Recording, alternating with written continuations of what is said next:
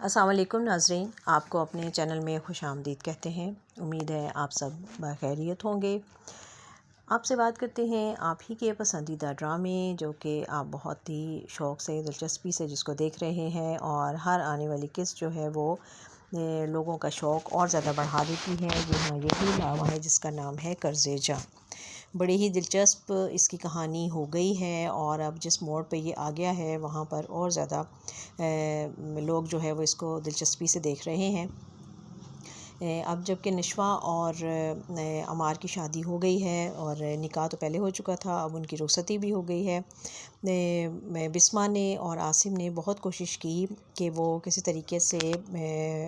ماجی کو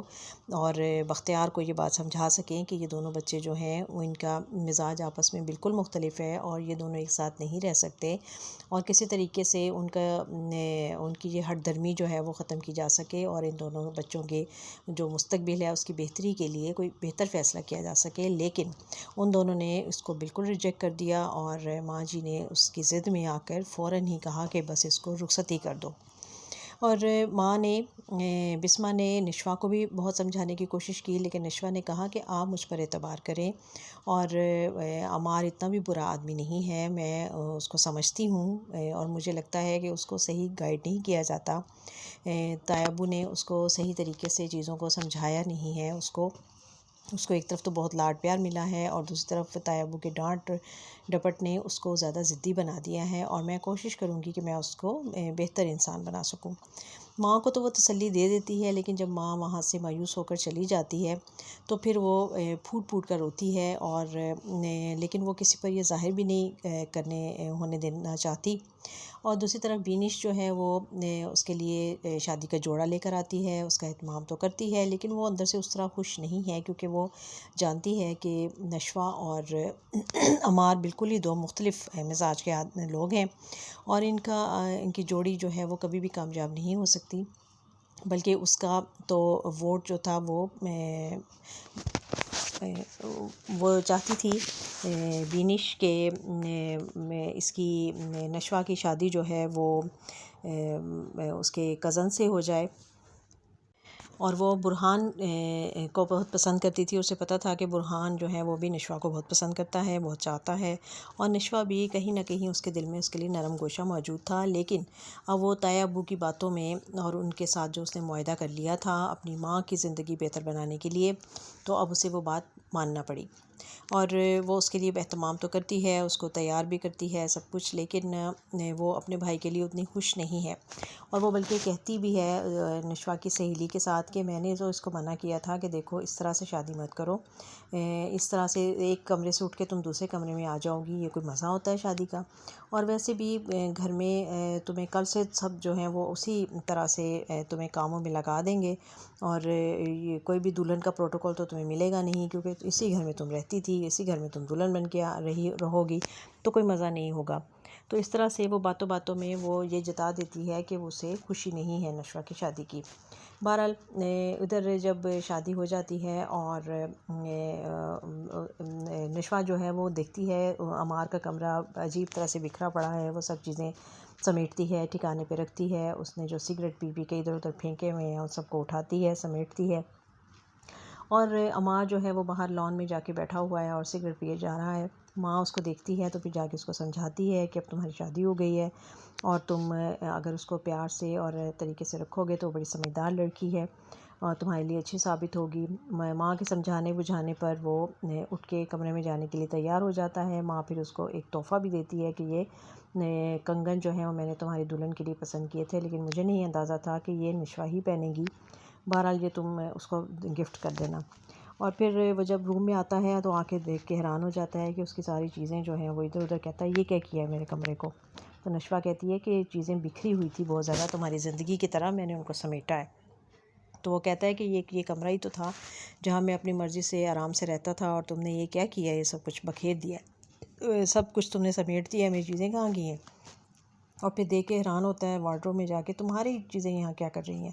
تو وہ کہتی ہے کہ دیکھو ہماری شادی ہو گئی ہے، اور طاہر امی نے اس لیے میری چیزیں یہاں لا کر رکھ دی ہیں، اور اب انہیں تو یہی پتہ ہے کہ میں تمہاری دلہن ہوں اور ہمیں یہاں رہنا ہے۔ اور پھر جب وہ اس کو کہتا ہے کہ دیکھو میں اپنی زندگی اپنے مطابق گزارنے کا عادی ہوں اور تم اس میں بالکل بھی دخل نہیں دو گی۔ اور پھر جب نشوہ کا فون بار بار اس پہ میسیجز آتے ہیں اور فون بجتا ہے تو وہ اس سے پوچھتا ہے کہ کون ہے، تو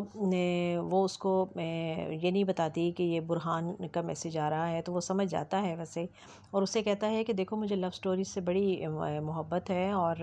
کسی دن فارغ ہو کے بیٹھ کے میں تم سے اور برہان کی محبت کے بارے میں پوچھوں گا، یہ کہانی سنوں گا ضرور کہ تمہاری محبت کب شروع ہوئی، تم لوگ کب ملے اور کیسے یہ سارا سلسلہ ہوا۔ ان باتوں پہ وہ خوب تپ جاتی ہے اور اسے کہتی ہے کہ ایسا کچھ نہیں ہے جو تم سوچ رہے ہو بہرحال، اور پھر وہاں بیٹھ کر سگریٹ پینے لگتا ہے، وہ اس کے ہاتھ سے چھین لیتی ہے اور اس کو دور پھینک دیتی ہے۔ اور پھر اگلے دن صبح جب سب تیار ہو جاتے ہیں اور سب ناشتے کی ٹیبل پہ آ جاتے ہیں اور یہ دونوں وہاں پر موجود نہیں ہیں، اور وہ نشوہ جو ہے وہ عمار کو لے کے کہ مجھے تمہیں لے کر کہیں جانا ہے چلی جاتی ہے، اور ماں باپ حیران ہوتے ہیں، اور دادی خاص طور پہ اسے بہو سے پوچھتی ہے کہ کہاں گئے ہیں یہ دونوں، تمہیں نشوہ سے پوچھنا چاہیے تھا، اب وہ تمہاری بہو ہے، اب وہ اس گھر کی بیٹی نہیں رہی صرف وہ، بلکہ تم بہو بھی بن گئی ہے، اور اس پہ کنٹرول رکھا کرو، تمہیں پتہ ہونا چاہیے کہ وہ کہاں جاتی ہے اور کہاں جا رہی ہے، کیا کر رہی ہے۔ کیونکہ دادی کو یہ تو اندازہ ہے کہ نشوہ بہت ہی با اعتماد لڑکی ہے اور وہ اپنے فیصلے جو ہے وہ خود لیتی ہے، اور یقیناً وہ عمار کو بھی اپنے پیچھے لگا لے گی۔ تو وہ عمار بھی اس سے پوچھتا ہے بار بار کہ کہاں جا رہی ہو نشوہ مجھے لے کر، تو وہ کہتی ہے کہ تم چلو تو صحیح، اور پھر اس کو جا کے ری ہیبیٹیشن سینٹر میں لے جاتی ہے، اور وہاں جا کے اسے گاڑی روکتا ہے تو دیکھ کے بڑا حیران ہوتا ہے کہ یہاں کیا کرنے آئے ہیں ہم، تو کہتی ہے کہ چلو یہ تم جو ڈرگس لیتے ہو، جو تم نشہ کرتے ہو اور سگریٹ پیتے ہو، یہ 2-3 سیشن تمہیں اٹینڈ کرنے پڑیں گے اور پھر تم ٹھیک ہو جاؤ گے۔ تو اس کو بڑا غصہ آتا ہے، وہ کہتا ہے میں کوئی پاگل نہیں ہوں کہ میں یہاں جاؤں گا۔ خیر وہ بڑا سمجھاتی ہے اس کو، باتوں میں لیتی ہے، تو وہ کہتا ہے کہ اچھا چلو ٹھیک ہے، چلو تم پہلے چلو پھر میں آتا ہوں۔ جیسے ہی وہ نیچے اترتی ہے گاڑی سے اور روڈ کراس کر کے اس طرف جاتی ہے، تو وہ جلدی سے گاڑی بھگا کے وہاں سے غائب ہو جاتا ہے۔ نشوہ حیران ہو کر وہاں رہ جاتی ہے، بار بار اس کو کال کرتی ہے لیکن وہ فون ہی نہیں اٹھاتا،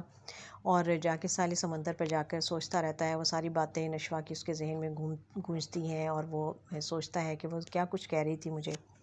اور اس کو غصہ بھی آتا ہے، اور پھر وہ وہی اپنے نشے والی سگریٹ نکال کے پینا شروع کر دیتا ہے۔ ادھر نشوہ جو ہے وہ اس کو بار بار کال کرتی ہے، جب وہ نہیں اٹینڈ کرتا تو وہ وہیں فٹ پاتھ پر بیٹھ جاتی ہے اور سوچ رہی ہے کہ اب میں کیا کروں، اور اس کو سمجھ نہیں آتا کہ عمار کو کس طرح سے ہینڈل کروں گی میں۔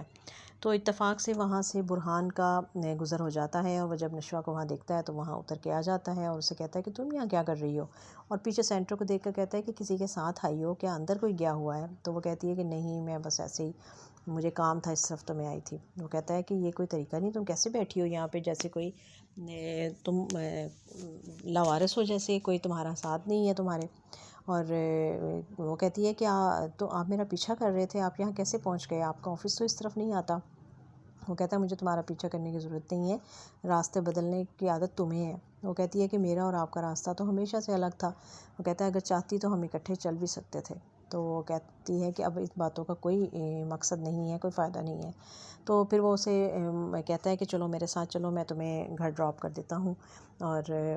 وہ پہلے تو اس کی بات نہیں مانتی، لیکن پھر سوچتی ہے کہ سب لوگ جو ہے متوجہ ہو رہے ہیں اور وہ گاڑی کا دروازہ کھول کے کھڑا ہے، تو پھر وہ جلدی سے آ کے گاڑی میں بیٹھ جاتی ہے، اور وہ دونوں وہاں سے اس کو لے کر وہ گھر کی طرف چل پڑتا ہے۔ اور ادھر صبح ناشتے کی ٹیبل پر بھی جب بسمہ بیٹھی ہے عمار برہان کے ساتھ، اور برہان اسے کہتا ہے، کہتی ہے کہ مجھے پتہ ہے تم بہت اپسیٹ ہو اور دکھی ہو نشوہ کے فیصلے سے، تو وہ کہتا ہے کہ نشوہ نے میرے ساتھ بہت زیادتی تو کی ہے، لیکن اس نے ایک اچھا کام بھی کیا ہے کہ اس نے آپ کو ہماری زندگی میں لے آئی ہیں، اور میں آپ سے بہت محبت کرتا ہوں، اور آپ کی وجہ سے ہمارے گھر کا ماحول بہت اچھا ہو گیا، ہماری زندگی بہت اچھی ہو گئی ہے۔ تو وہ اسے بہت پیار کرتی ہے، لیکن وہ محسوس بھی کرتی ہے کہ وہ اس چیز کو بہت فیل کر رہا ہے، اور عاصم بھی اس چیز کو سمجھتا ہے کہ بیٹا بہت اپسیٹ ہے نشوہ کی وجہ سے، لیکن اب وہ مجبور ہیں، وہ کچھ کر نہیں سکتے، کیونکہ نشوہ نے ایک ایسا فیصلہ کر لیا ہے، اور وہ بھی اپنی ماں کی زندگی بہتر بنانے کے لیے، لیکن ماں کو بھی اس چیز کا بہت دکھ ہے کہ وہ میری خاطر اس نے اپنی زندگی خراب کر لی ہے۔ نشوہ بار بار ماں کو کہتی ہے کہ آپ ایسا کیوں سوچتی ہیں، ایسا کچھ نہیں ہوگا، میں ان سب کو ہینڈل کر لوں گی، اور آپ مجھے جانتی ہیں میں ایسا کر سکتی ہوں، آپ بالکل میری فکر نہ کریں۔ تو اب دیکھنا یہ ہے کہ آگے چل کر کیا واقعی نشوہ جو ہے وہ کچھ بہتر کر پائے گی، عمار کی زندگی کو بہتر کر پائے گی، اور کیا وہ عمار کو بدل سکتی ہے یا اس کو سیدھے راستے پر لا سکتی ہے، یا اس کے لیے اور زندگی میں مشکلات کھڑی ہو جائیں گی اور حالات اور مشکل ہو جائیں گے۔ ادھر جو باپ کا بزنس ہے بختیار کا، اس میں بھی کافی جو گھپلے ہیں وہ چل رہے ہیں، وہ یقیناً لوگوں سے کر کے غلط طریقے سے غبن کر کے ان کی چیزیں، ان کی جو زمینیں ہیں ان پہ قبضہ کرتا ہے اور پھر وہاں پہ پلازے کھڑے کر لیتا ہے۔ اور ابھی وہ کہتا ہے کہ عمار کو اس میں شامل نہیں کرنا، کیونکہ وہ ذرا اپنی زندگی میں سیٹل ہو جائے اور وہ دونوں ہنی مون منا کے واپس آ جائیں، پھر اس کو کسی پروجیکٹ میں لگائیں گے۔ لیکن اب ایک مسئلہ کھڑا ہو گیا ہے کہ اس کا جو داماد ہے وہ ان کے خلاف وہ اس نے کوئی ریٹ دائر کر دی ہے، اور وہ کسی جس کے لیے انہیں ذرا مشکلات پیش آ رہی ہیں۔ اور جب عمار کو یہ پتہ چلتا ہے کہ علی کی وجہ سے یہ کچھ ہو رہا ہے، تو وہ کہتا ہے میں علی سے خود بات کروں گا۔ بختیار اس کو کافی منع کرتا ہے کہ تم اس معاملے میں مت آؤ، وہ کہتا ہے کہ نہیں، آپ فکر نہ کریں، میں جا کے اس سے بات کرتا ہوں۔ اور اب دیکھنا یہ ہے کہ کیا ان سالہ اور بہنوئی کی آپس میں جو مسائل ہیں وہ کیا کھٹ پٹ ہو جائے گی، اور بہن کی زندگی پر بھی اس کا اثر پڑے گا، یا یہ عمار کوئی اور بڑی غلطی کرنے جا رہا ہے جو کہ اس کے لیے اور زیادہ مشکلات کھڑی کر دیں گی، اور کیا نشوہ جو ہے وہ اس کا وہ اپنی وکالت سے عمار کے جو الٹے سیدھے کام ہیں ان کو بچا پائے گی یا نہیں، کیونکہ اب یہ سب کچھ تو اس کو کرنا پڑے گا۔ اور دوسری طرف مقابلے پہ برہان ہے، جو کہ اس کو ہر حال میں کسی نہ کسی کیس میں پھنسانا چاہتا ہے اور اس کی کوئی نہ کوئی غلطی سامنے لانا چاہتا ہے۔ تو دیکھتے رہیے یہ خوبصورت ڈرامہ، جس کی کہانی ایک بہت ہی اچھے موڑ پر آ گئی ہے۔ خوبصورت ڈرامہ ہے، اس کا نام ہے قرضے جاں۔